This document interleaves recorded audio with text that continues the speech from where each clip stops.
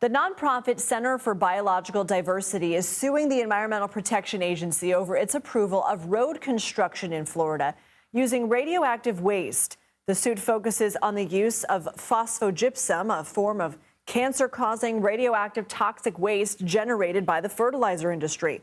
It's been banned by the EPA in road construction since 1992. In December, under former President Biden, the EPA approved the use of the material in a project in Mulberry, Florida. This is about 40 miles east of Tampa.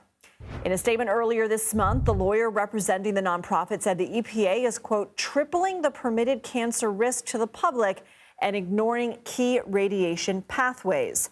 Amy Green joins us now. She's a Florida reporter at Inside Climate News. Amy, thank you for joining us. What are the main arguments in this lawsuit? Right. Well, as you said, the Center for Biological Diversity filed this lawsuit against the EPA under the Clean Air Act. And at the heart of the lawsuit is this road project at this facility outside Tampa owned by Mosaic Fertilizer. And the lawsuit is about this toxic material, phosphogypsum, which is carcinogenic and radioactive. And the lawsuit argues that since the 90s, the EPA has prohibited the use of this substance, phosphogypsum, in road construction because of the threat for public health. So how harmful is phosphogypsum to humans and the environment, and how has it been regulated in the past? Right. So phosphogypsum is pretty harmful. It contains radium, which as it decomposes becomes radon gas. And both radium and radon gas are carcinogenic and radioactive.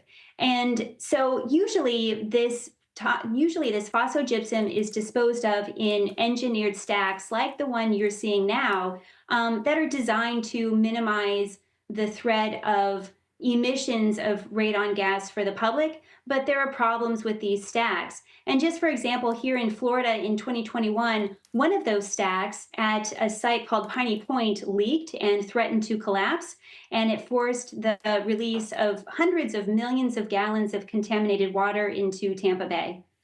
In December, the company behind the project, as you mentioned, Mosaic, said members of the public are not expected to come into contact with the road. So is that the ultimate goal? And still, are the workers who construct this road still at risk?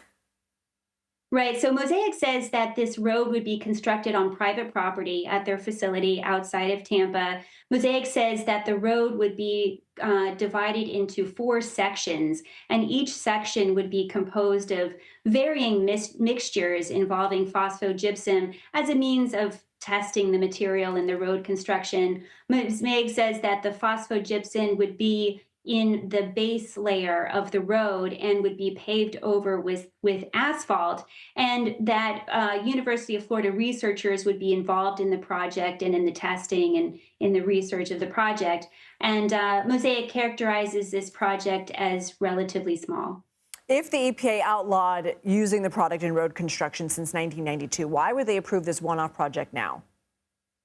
EPA says that the authorization is limited very narrowly to this one particular project, and the authorization contained some parameters to make sure that the authorization remains within that scope. But of course, the Center for Biological Diversity raises concerns in its litigation that by allowing this project to go forward, it could pave the way for other projects across the country. And here in Florida in 2023, our Governor Ron DeSantis approved a law authorizing our State Department of Transportation to study the use of phosphogypsum in roadways. Amy Green, thank you so much for your time. It's my pleasure.